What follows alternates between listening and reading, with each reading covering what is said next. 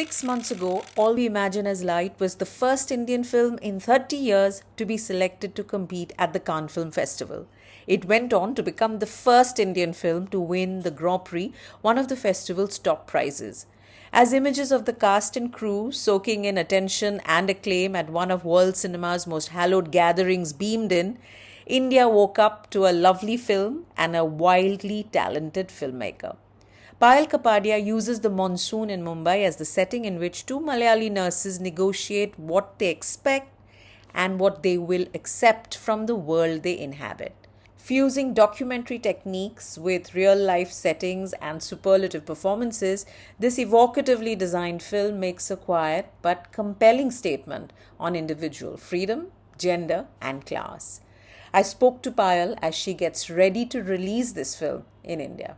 So All We Imagine as Light has lived up to all my imaginations of it, because if you remember, we've been hearing about this film since May and are now going to get to see it. And I'm delighted to be talking to the uber talented and thoughtful Payal Kapadia. Thank you. Payal, let's start with the way the film looks, because light, and your film is suffused with this fluorescent white light and suffused with blue, and it's that tarpaulin blue. Tarpaulin comes in orange and yellow, but Bombay seems to like blue.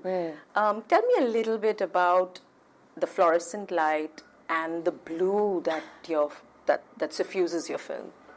When we were just thinking about how to light the film, one thing that was very normal to us is that in India, everywhere there's really tube light. In our houses, for some reason, we love tube light, that white, pachak kind of light. And normally in films, people don't want to put that because it's not very aesthetic. It's hard to make it aesthetic. Everybody wants these nice, soft, yellow, glowy lights, which we don't actually see that much. Especially in spaces like a kitchen or anything, it's always tube light. So we were thinking how to even make that seem not just cold, but have some tender feeling in that as well. So we did a lot of tests and tried out different things, and we became kind of obsessed with tube light. But that's the fun of filmmaking. You can, really get into little details. And it's still pretty, because tube light doesn't make you look pretty, and yet everybody looks quite soft. Yeah, so making it soft and still giving it that directionality was something my DOP he worked on it a lot. And we did, a lot of trial and error with that. And the blue?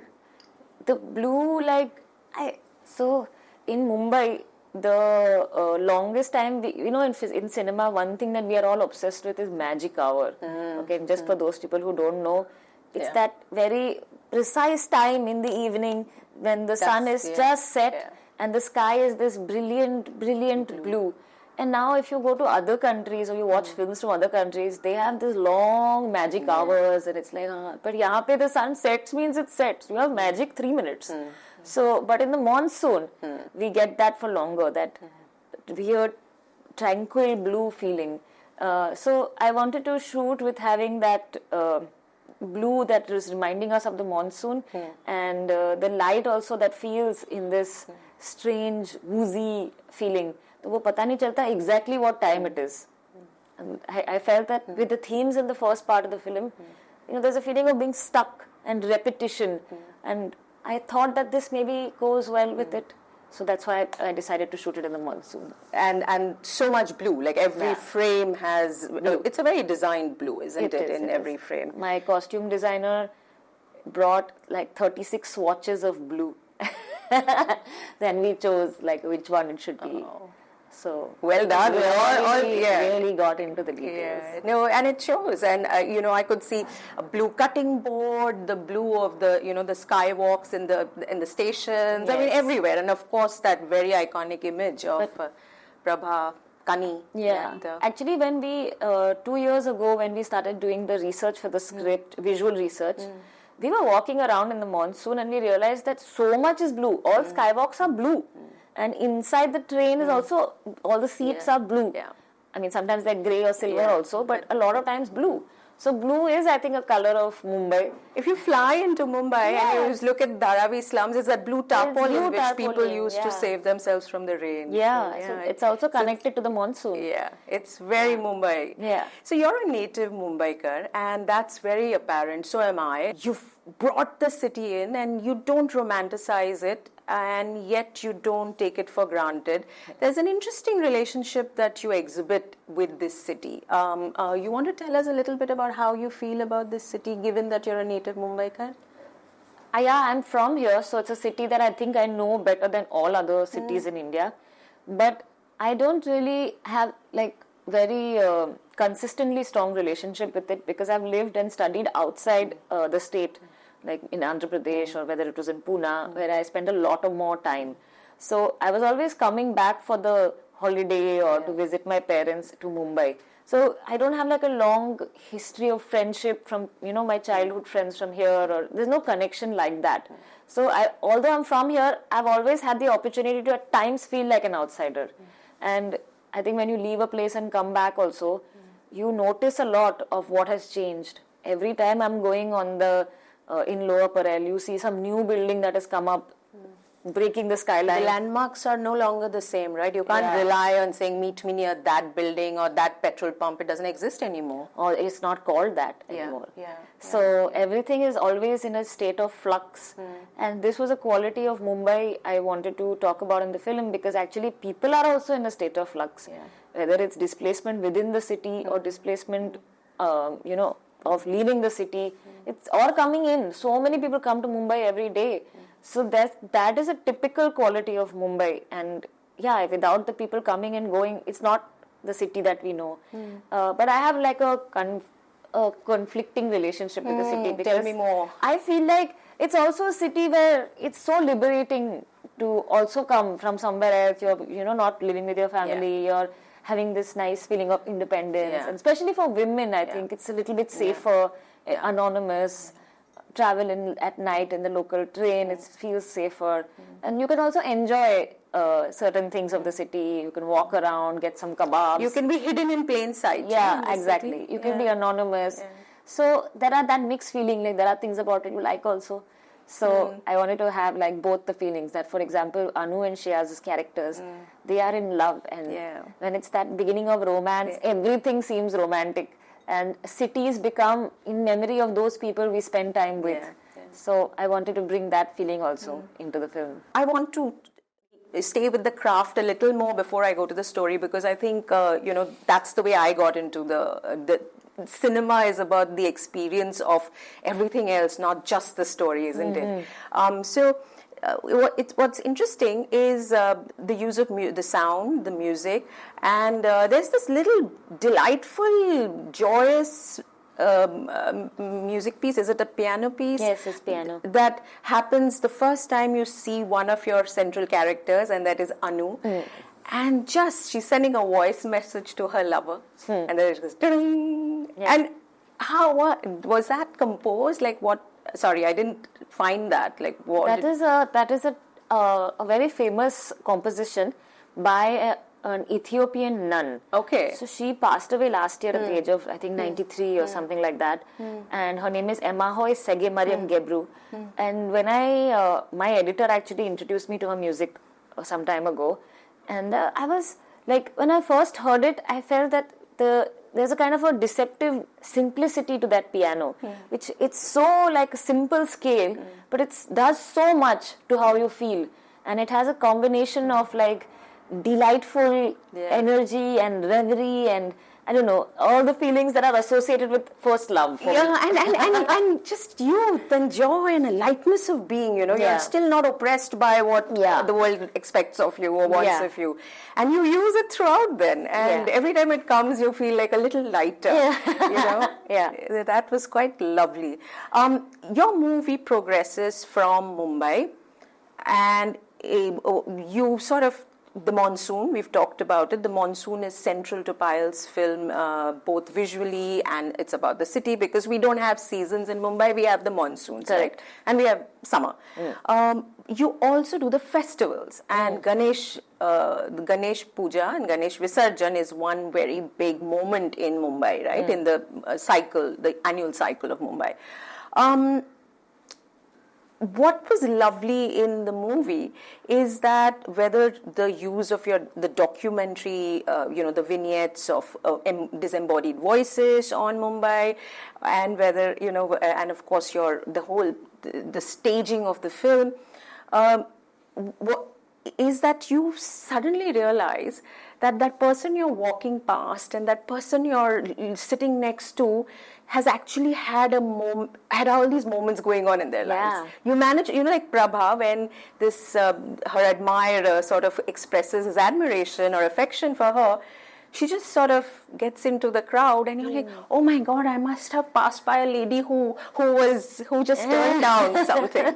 That's nice. Yeah. It really felt like that. I was like, oh my God, this guy sitting next to me, this driver today, is he? Which is what happened to him today before he got here. Yeah. You've captured that very beautifully. That's also Mumbai. Like you sort of, you're there, but you're also very private. Yeah, exactly. Like all big cities have this quality. Like every human being is a landscape inside. Yeah. And we are sitting next to them all the time. In the train, you are brushing against people. I'm a big eavesdropper and a person who's always watching the world, and I always curious about, why somebody decided to wear this little diamante clip in her hair today, or why she decided to paint her nails in a certain way. And every choice is a choice that an individual is making that is so connected to her experiences in life that I find that everything is a possibility. Yeah. I mean, when she heads to her train, and I'm like, oh my God, I probably brushed past her and I didn't know this had happened to her. That there was this moment where she had an opportunity to choose something, right?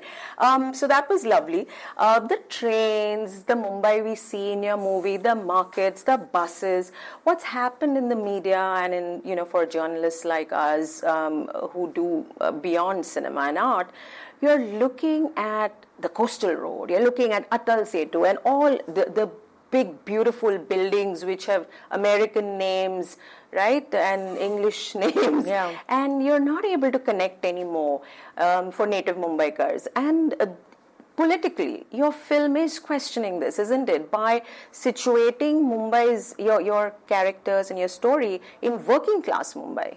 Yes, absolutely.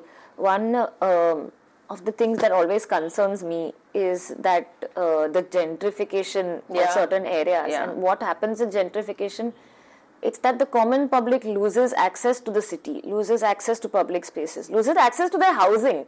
And it becomes like, the property of a few. And in fact, the history of Mumbai has been, when I was growing up, it was that whole area used to be the cotton mills, and I used to hear the siren. The mills became malls, no? Yeah, and who can go to those malls? Not the people who lived in that mill. So I was concerned with that sort of changing landscape of Mumbai and this sort of very violent gentrification, which has changed the characteristic of Mumbai. Didn't used to always be like this. Your movie and your characters in your movie move from Mumbai, where they have the freedom to be independent, they have the ability to be who they are, to live the lives they want, and they leave Mumbai and they are, the story takes them outside Mumbai. And that is where a lot of things get resolved for people. So for the young lovers, there's actual physical experience of love. For Anu, for the younger girl, for Prabha, the older lady, suddenly, from being repressed and just an older generation where you want to conform, and you want to, you're worried about what people think, right? And Anu doesn't. And there's very clearly a generational gap, even though it's 9-10 years, but there's very different. I could identify with Prabha. So that's something that you bring to light. And there is, of course, Parvati, the other lady who's their friend. And it is her journey away from the city. That's why they reach the a seaside town where everything sort of opens up, right? Are you trying to say it's not possible in Mumbai? Or am I reading too much? I think when I was writing the film, I was thinking a lot about, it's not necessarily in Mumbai, but it's the pace of working life in cities. And for somebody like the characters, they are working long shifts and then spending 1 or 2 hours in the train going up and down. Yeah. By the time you get home, you're so tired and you have to make your food and go to sleep. So there's really no time to kind of, do much more. It's just work and sustaining that work. So the first part of the film, that's why it's very fast also. Like, one day passing and it's like more montages and more elliptical sequences. So, but the second part, I was thinking about, like, when you have to take a holiday, why we take holidays also, you get a little bit of a time off and your feeling of time changes. It's not that jaldi karo, jaldi karo, jaldi karo. It's a quiet one moment. So that second part of the film is very long and one day. So time is felt differently. And And the light is different. The light is and different. everything The is in season the has open. changed. The season has changed. Everything is in the open. What is the reason for that? Because clearly it's design. It's not just right. Also, interestingly, though Mumbai is a city by the sea. I don't want to show us the sea. Yes. And you show us the sea. You take us out of Mumbai to show us the sea. Why did you do that? I didn't want, firstly in the monsoon, even if you are, wanting to walk on the promenade and all, with the monsoon stormy time, it's not pleasant to go to walk around that Marine Drive and all. You see people getting completely, firstly hit by the waves, and those waves are full of trash. So it's not very pleasant to walk in the sea, walk at the sea. So that for the couple, it was not, usually couples will go to the seaside, but in the monsoon you can't even do that. So I didn't want to see the sea, and I also felt that quite often, like if you're working in central Mumbai, you're just going up and down that area. There's not, you have to make an effort to go to the sea. That would also be like a break or a holiday. So that's why I kept the locations very much close to the characters' living and working space, which would mean that you see more of an inside of a train than anything else. And you're boxed in that sense because of the circumstances of your life. Yeah, exactly. And that, I think the ocean would have reduced my boxiness. And then finally, when you go outside, the vast vista comes from seeing the ocean horizon. While in the first half, you only see the verticals of the building. So you use documentary, and a lot is said about that. You then have feature and all its elements. And then there's a little surreal magic realism thing which you leave to us to interpret the way we want to. What is the reason for that? Because like everything in your film, nothing is by accident. I like to mix different kinds of way of filmmaking. So non-fiction, fiction, and also fables or like folk-tale-y feeling. Because in India, we have so many different kinds of narrative. Because I did many interviews and had many conversations with people, and somehow people will suddenly talk about, "Arey, mera to wo, my husband died, but then one dog came to my house. He was not leaving only. Every day he will eat. He was coming and he only eats chicken like my husband used to eat. So I feel it's him." Those kind of stories we are told, like it's very common, So I was thinking about that the presence of this unknown is so much part of our lives. How can I use it in a scripting method? So to give it that slightly folktale, fabulistic feel, I felt that this method would be fun and interesting to try. And you don't care how we interpret that because it's important. It leads to a dramatic change in Prabha's outlook, isn't it? Yeah, but it is. I felt that her issues with her husband are, first she needs to deal with them herself within. She doesn't actually need a man to come and tell her. So she can manifest and she needs to kind of find closure for herself. That's why I felt it needed to be actually an alone moment for her to project and for her to purge this guy out of her life. And for me, this method felt better than to actually somebody coming and saying, "Acha, bye." So that's why I went ahead with this. And I think that people People will get it, I feel. I don't know. I hope. Okay, let's find out whether people get it, and even if they don't, I think the fact when you don't know something, it makes you sit with it a little longer, and Maybe that's they also will quite ponder. lovely. Maybe there will be discussions. Yeah, I hope so. Yeah. I hope so.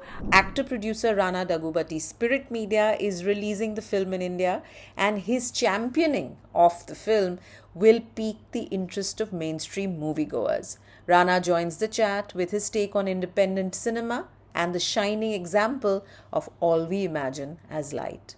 All of us will get to see this film now. Thanks to you, Rana Daggubati. Well, first thanks to her because she made it. She made it, Yes, but obviously. you know, we still need not have got Yeah. to see it. That's so true. thoda you can Thank take you, a thank you little. very much. And I think it's very important for cinema like this to come up. I've always been fan of films like this, and like you said, many times we know about films like this. We don't know where to watch them, but here we go. This is what we should do. So I got to know about it in May. When did you get to hear about it? And would we have reached this point if she had not, you know, if it hadn't been the first film to be in the competition section at the Cannes Film Festival, and then if it hadn't been eclipsed further by winning this big Grand Prix? I don't like. Hard to say. See, we've picked up independent films before, but they've always been in Telugu. It's because it's our.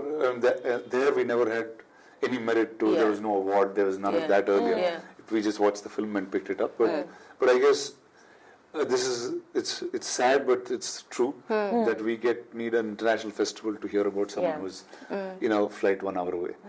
But nevertheless, we just got to see it. As long as it doesn't matter how we got here. And I think there's really no, like even for a distributor, I can speak from our side. I'm sure that I know there are others also who want to do cinema like this. It's just hard to find them, right? Film festivals are in different cities. They collide in different times. There's no real structure to where you can go and watch cinema like this and say, okay, wow, can I pick these 3 films for the theatre? So there's no ecosystem for it yet. So I think if we are able to form that across films, I think it's something that needs to be picked up. But to be playing devil's advocate, Payal, you've made another film before. It's not a feature, and yet if it hadn't won this kind of accolade, All We Imagine as Light, do you think Rana would have even got to know about it, or Rana's team? I mean, would you have? What I'm trying to say is, if it hadn't reached where it had, would it then have found the market here in India? I don't know why hypothetical no's when there is a definite yes. Is the way I look at life. So what's funny was as soon as I got to know Payal, I saw All We Imagine, I was boasting to many circles the fact that I know her and I've watched. And then I realized everywhere I speak, they already know about her, they know her previous work. So suddenly I was feeling dumb. I said, if you all knew all this, why didn't you do anything about it and letting me know? That's true. So, but I think everyone knows it in pockets. It's just that you need somebody out there to say, here you go, this is possible and we should do it. So what does it take to make a film like this, Payal? Because, you know, I was looking at your producers, it's a co-production, and then a whole bunch of funds and, different companies and different funds that support cinema, and there are 4 or 5 names that are there. So what does it take to make a film like this, which does not work within the framework of what the market wants? The way that we made this film was applying to different countries, commissions for filmmaking, and fortunately we have access to those, and it is a way. It's a way. It's like everybody has to find their way to make films. People also take private equity plus do this to have a bit of a balance of both.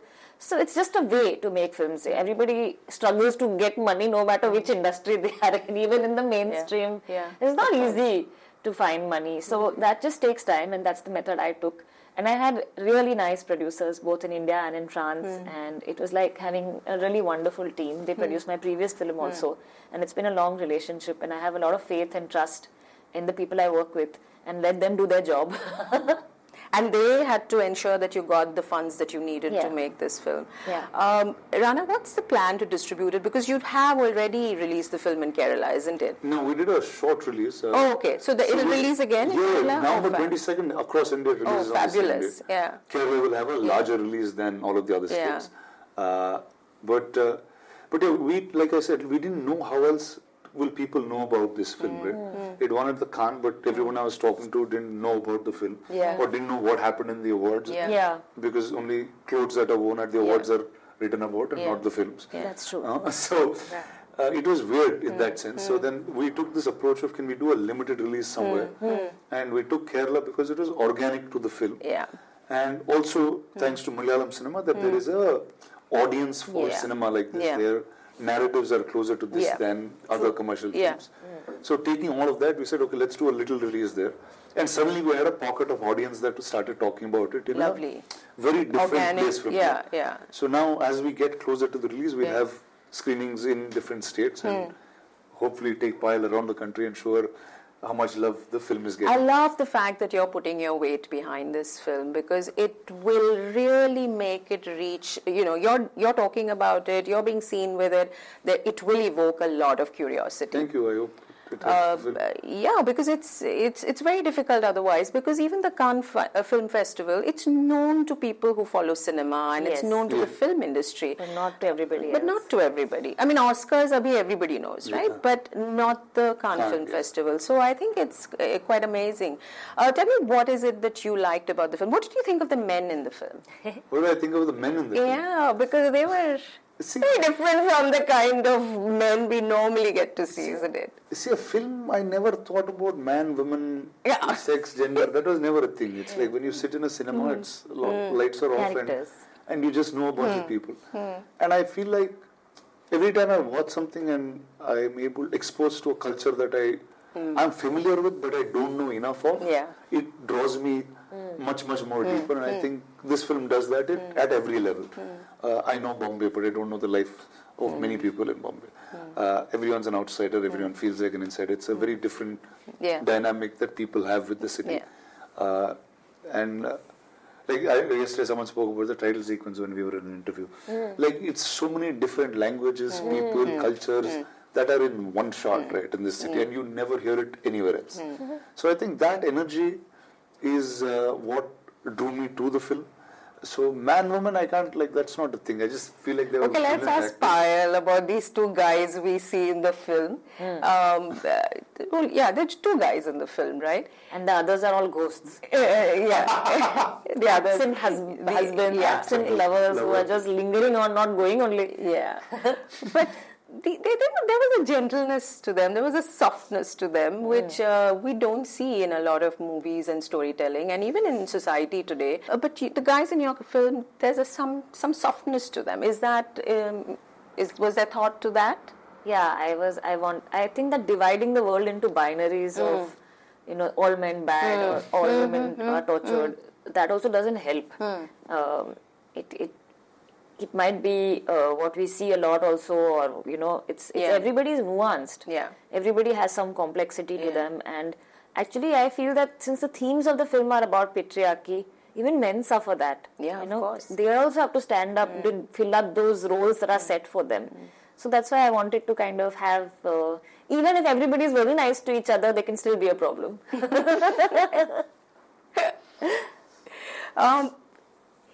How do you make a film that's on the festival circuit and create so much buzz on the festival circuit? How do you make that box office, how do you make that appeal to the box office? Given that the box office seems to, I don't know what it wants actually. I really don't know what the box office wants. What makes a hit? See, box office is a term, but it's ultimately people, right? Sure. It's people come, buy a ticket and like the movie. Like if you see any of the festivals that, like I saw Mami, every year Mami has more and more people. Yeah, true. So which means there are more people wanting to watch this kind of films. Yeah. We just don't know where the audience are. That's one. Second, we also market them like how we market mainstream movies, because that's not the way you need to do it. It's not the same product in that sense, right? You can't define the same thing. Yeah. It's you need to find a new way for it. Like in the past, there have always been, like you've heard about cinema, right? Like you've heard about Satyajit Ray. Like he was a commercial filmmaker back in his time. He was popular for everything that he's done. True. He's done films that cut across till today. So there was a possibility at that time, which means they were easier to find that audience, connect to them and make it. Today it's just wide cast. So whether it's the way you market the film, whether it's the way you reach out to them, you just need to find some different approaches.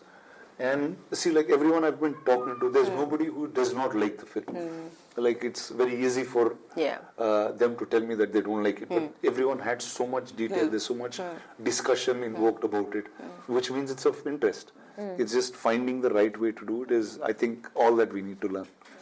Would you, independent films like All We Imagine Is Light, besides not following the framework or the markers that mainstream commercial cinema expects from you, it's also very clear about its politics, right? And politics could be in anything. Like here it's gender, class, but there's much more overt politics that we can look at in cinema, and independent cinema definitely tends to do that, especially if the director is an author, is also a writer.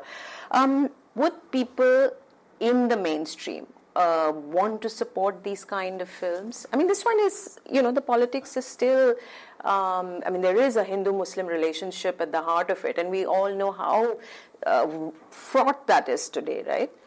There's so much political undertones to that. This young girl willingly wearing a burqa to hide her identity to go meet her lover is very poetic and evocative. But first, I think it's largely created by the media. I live in Hyderabad city. I don't think there's any other city where Hindu Muslims are as beautifully living together. When it's a responsibility of the media not to make sure stories like that come out, because people are fine.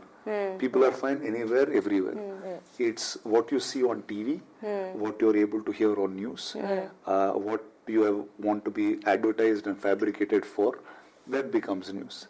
See, it's like this. I compare news or information today to food. Why was the earlier generation fit? Because you had limited food, you ate the right things. The minute you had a lot of food, you ate a lot of junk and nonsense. You become obese, you become fat. So I think information also has to be picked, saying, so, eat it. That is nonsense, don't eat it. So I do take what you say about the media, and television news media has a lot to answer for in the past decade. We know that. But you've got to also question politics and politicians. I don't see that happening as much. Why? No, I'm saying the concept of an election or politics is about winning the next election. So if you have to narrate a consistent story, you have to narrate it through whom? Through media only. No? Where do they have? They don't make movies. They don't. They either speak or they either have media to review them. So I think the check. And when media asks people who are not from politics, I feel like ask them, now why are you asking me? So I think the right answer or the right questions should be asked to the right people. I see that more in Bombay as opposed to other states where something happens in society, you'll ask an actor about their opinion. I'm like, is the actor's job? No, they're selling the news. So that's look. I think it's how each one should ask the right person the question, the right person who can make the difference. Because you can be very pseudo-patriotic on the internet. Because it costs nothing, it's free, it's a tweet. But if you can't get up and make that action, then that will define who you are as a human being. So I think that's where the problem is, and it's not in cinema. What are the wrong things I've learned are from society and not from films. I don't think cinema has ever taught me a wrong thing in my life. No movie star or nobody has said the wrong thing to me, and that's not what I was influenced by. Right. The guys on the street said it, or something like that's how we learn crazy things. So, given that movie making at the end of the day is about the money, Payal is now enjoying everything that this film has got you. But your next one, again, and not just for this, not just for independent movies, even mainstream movies, whatever the size, that hunt to put it all together is a hard one. It's a Herculean one. So, what do you have any thoughts about how you expect this to do, which makes you confident? To want to do more? What's your relationship with As We Imagine As Light, besides bringing it to us? And for that we are grateful. So to me, I think it's a journey that we'll also want to see. Lovely. We're doing the largest size of release that we should for a film like this. How many? It'll be definitely about 80-90 screens in Kerala state alone. Wow. And another 100 across the country. So it's pretty large for an indie film like this. But Yeah. anything less than that, I don't know if people will hear about it. Yeah. So that was the other worry. Lovely. But we can scale up, scale down based on the size. I think we are also on a date which is November 22nd that has no releases across India. That's fab. Which is a good date that we picked. So I think scaling up and down, I think the people will start telling us what we need to do from there on. Yeah. So, Payal Kapadia, is this all you ever imagined when you started your career in the movies? When you went to FTII? No. Can you imagine this? No, not at all. I mean, it's just taken a long time to make this film, and like you were saying, that every filmmaker struggles with finding money, and you have to keep your nose on the ground and kind of continue to try to make the film you need to make or you want to make. So everything you get after that is like bonus. You're so happy that people are watching it, people want to distribute it, 80 screens in Kerala, 90. So that I never thought that this could be possible, and I think that's what the film is also about, to imagine another way, and that's what we're trying to do with the distribution also. That's fabulous. I'll do just one last question to each of you. Rana, it's, I was trying to get you to justify the business angle, right? Because that's, at the end of the day, money is important. How do you, an actor, a producer, a star of your stature, now when you back things like this, give me a sense of your outlook, your philosophy to the movies as art, the movies as entertainment? So one is, I think, unless there is fortune favors the brave, that's what we always believed in, whether it's independent or whether it's mainstream. It's a story that we connect to and like. And I think not mostly, all my successes came only from that. Whether it was in 2010 we tried to make a film in Telugu without songs and action sequences and we just told a story and it worked. Or whether we tried to make a submarine movie that has never seen, India hasn't seen an underwater film. Or whether we've expanded borrowing money and made a movie like Bahubali. Everything was risky at that point. Yeah. It was, but then it worked, right? And ultimately it's the belief that and faith you have in the story. Everything comes with a certain number attached, but if you are able to go beyond, then you are able to go beyond. And the ability to go Bahubali and as we imagine as light, and everything else in between. See, as an audience, it's all the same, right? Yeah, it's an impact that a certain scene or a certain person makes from screen to you. Can be a spectacle, can be one person's close-up. It's all the same. Yeah. So I think business is viewed differently, but once you're in the theatre, lights are off, it's the same. It's the same. Same screen that's showing you all these things. Rana, thank you. Thank you for making this bet and for supporting this. We're looking forward to it. And who knows, maybe the next film you make or other people make in those, list of 4, 5, 6 grants, you might have Spirit Media, is it? We want this to be a successful box office film. Yeah. So more and more filmmakers like her can just make That's stories that they to hear. want to.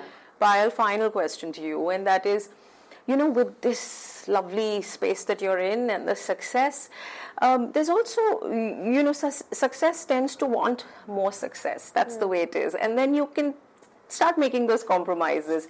Do you feel, because, Netflix and all the streamers and all will say, Payal, make a film now, the festival audience knows you, you're award winning, your Indian audiences know you, and then the formulas and the straitjackets come into place.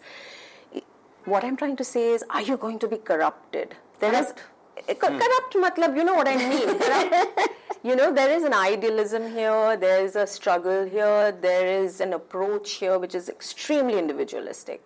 And then when you're successful, the seeds of corruption are sowed. Yeah. That's what I mean. I don't mean corruption and, corruption. Soul. Can your soul be corrupted? Maybe that's the way to put it. I mean, I hope not. The only thing thing I'm scared about this entire promotion is she's understanding how the corrupt world works. I just feel like keeping her as far away as possible. See, you is got my it. most favorite thing. See, Rana, he got my question. Yeah, I personally This look at honest, it. beautiful, lovely mind that she has. You got the Let's question. let's just let her make her movie. I've been 6 months. Nobody approached me so far. I think I'll be fine. Okay, good. So let the struggle continue, and then let the well-wishers and patrons and supporters come in, and the public and the audience come in. People, please do watch this movie. You will not regret it.